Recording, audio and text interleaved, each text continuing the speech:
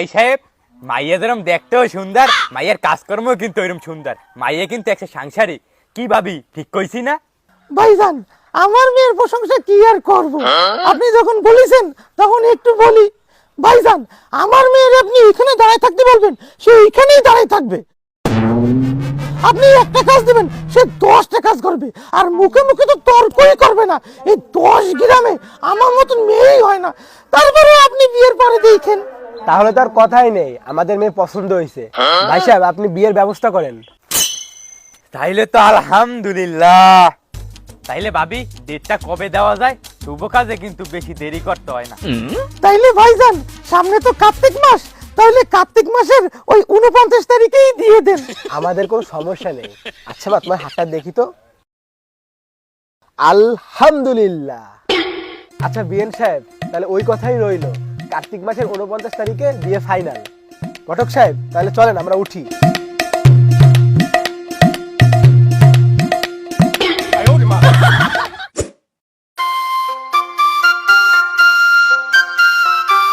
এই শোনো, আমার কিছু জামা কাপড় ময়লা হয়েছে, ওগুলো একটু ধুয়ে দিও।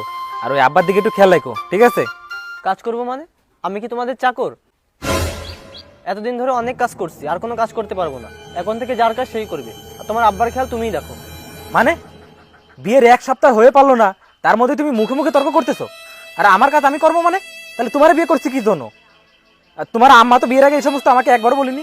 কত সুন্দরভাবে কথা বলছে তোমার আম্মা যে তুমি সব করো, তর্ক করো না মুখে মুখে। তাহলে এখন এইসব কেন?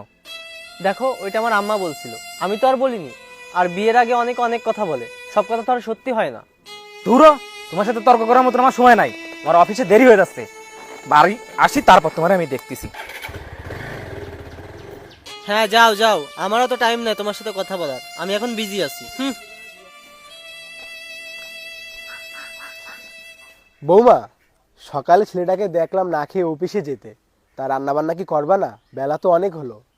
শোনেন আব্বা, একটা কথা বলি, আমি আর আজকে থেকে কোনো কাজ করতে পারবো না। আর রান্না বাড়া করতে করতে আমার হাত কালো হয়ে যাচ্ছে। পারলে ঘরে একটা বুয়া রাখেন। কি কাজের বুয়া? আমাদের 7 পুরুষেও তো কেউ কাজের বুয়া ছিল না, আর তুমি এসেই বলতেছো কাজের বুয়া। আমি তো জানতাম